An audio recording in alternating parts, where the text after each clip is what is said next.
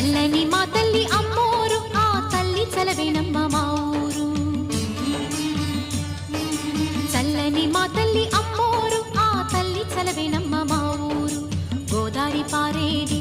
గుడిగంట గొంతెత్తి పాడేది గోదారి పారేది గుడిగంట గొంతెత్తి పాడేది ధాన్యం